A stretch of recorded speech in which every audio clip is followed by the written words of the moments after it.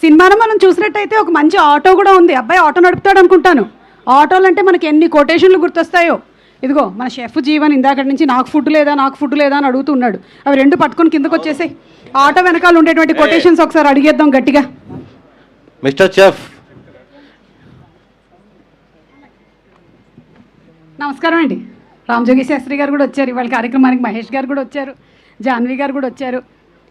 మొత్తం గ్యాంగ్ అంతా ఒకటే దగ్గర కూర్చున్నట్టున్నారు. షెఫ్ గారు కూర్చోండి. ఫస్ట్ తీసుకో ఏదో ఒకటి. దాని నుంచి గుట్టకలు వేస్తున్నావు, ఎవరిని చూసి అర్థం కాలేదు. ఇప్పుడు నేను ఆటో వెనకాల ఉండేటువంటి కొటేషన్స్ సగం చెప్తానండి, మిగతా సగం మీరు చెప్పాల్సి ఉంటుంది. మనం అంతా ఇలా నించున్నాం కానీ కెమెరా ఎక్కడ ఉందండి బాబు? ఇక్కడుందా? మీరే అడుగుతున్నారు. ఇక్కడుందా? అలాగేనండి బాబు. కూర్చోండి. కూర్చోమ్మా, కూర్చో. అలా కూర్చున్నామంటే ఫ్రేమ్లో కరెక్ట్గా వస్తున్నాను. అందుకని ఎవరైతే కరెక్ట్గా ఆన్సర్లు చెప్తారో వాళ్ళకి దూద్ పేడ ఇచ్చేసేయి నువ్వు, సరేనా? నువ్వు తినకు, కావాలని చెప్పకపోయినా ఇచ్చేస్తాను. అలా అడ్డదిడ్డంగా వెళ్తాడేంటి కెమెరాకి? హలో, ఎవరైనా కూర్చోమని చెప్పండి. హలో మాస్టర్, వెనక్కి కెమెరా ఉంది. ఆల్రెడీ రెంట్ కట్టారు దానికి. సగం చెప్తున్నాను, మిగతా సగం చెప్పాలి సుమంతు. 10 నిమిషాలు కూర్చుంటావు, పర్మనెంట్ గా సెట్ అయిపోతావా? సూపర్. తీసుకో ఒక పేడ తీసుకో. అంటే ఇక్కడ ఉండదేమో పదే గుర్తొస్తావు. పర్వాలేదు, ఇది కూడా బానే ఉంది కదా. సగమైన తిను. రెండోది, హాయ్ అని చెప్పి ఆశ పెట్టకు, బాయ్ అని చెప్పి బాధ పెట్టకు. బాబ్బా. అంటే నువ్వు ఈ సినిమాలో ఆటో డ్రైవర్ క్యారెక్టర్ వేయడమే కాకుండా కొటేషన్స్ అన్ని చదివినట్టున్నాడు. అవును. అంటే నాకు డౌట్, ఇప్పుడు ఆటో డ్రైవర్ అవ్వాలి అంటే దీని ఎగ్జామ్ ఏమైనా పాస్ అవ్వాలా? ఏమో, అంటే ఒరిజినల్ ఆటో డ్రైవర్ కంటే చాలా ర్యాష్గా డ్రైవ్ చేశారు వీళ్ళు. ఎందుకంటే వెనక మేము కూర్చోన్నాం కదా, ఆల్మోస్ట్ కింద దుమ్ము పైకి వచ్చేసేది. అది నీ వల్ల చేయాల్సి వచ్చిందనమాట. మూడోది, నన్ను చూసి ఏడవకురా, అప్పు చేసి ఉన్నా. ఇతనికి 2 ఆటోలు ఫ్రీగా ఇచ్చేయండి. ఇంత బాగా చెప్తున్నాడు. ఆ పక్కన ఉండే వాళ్ళని అడుగుదాం ఇప్పుడు. వాళ్ళలో ఎవరైనా చెప్పొచ్చు, లేదా జీవన్ అయినా చెప్పొచ్చు. జీవన్ ఇక్కడికి వచ్చి నిలబడు, కమ్యర్. కొటేషన్లు చెప్పాలి. ఇతనికి ఒక లైవ్ అంటే గౌరవం లేదేంటి? ఇది లైవ్ వెళ్తుందని ఎవరైనా చెప్పండి ప్లీజ్. అతనికి కెమెరా అక్కడ వరకే ఉంది, నువ్వు ఇక్కడికి రావాలి. ఎన్ని ప్రోగ్రాములు చేసినా కూడా ఒక ప్లీజ్ స్టాండ్ అప్ ఉంటుంది. ఎస్, కసిరెడ్డి ఒళ్ళో కూర్చో. వాళ్ళే కెమెరా మార్చుకున్నారు.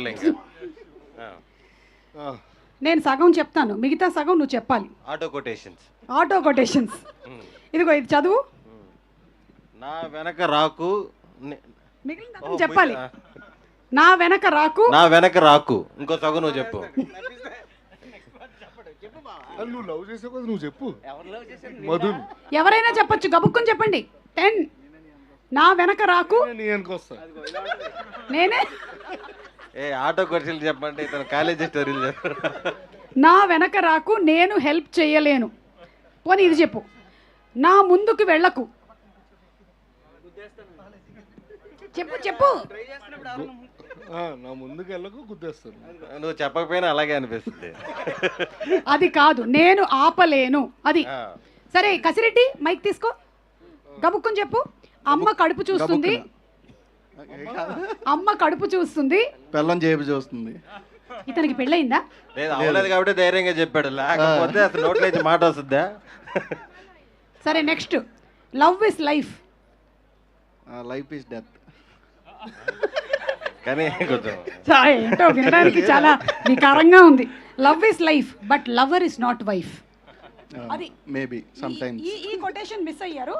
సో అతనికి పేడా లేదు. అది lover is not wife but ఇంట్లో ఇల్లాలు వంటింట్లో ప్రియులు పెట్టుకోవచ్చు కదా. అందరికీ ఇలా ఉండదు కదా జీవన్.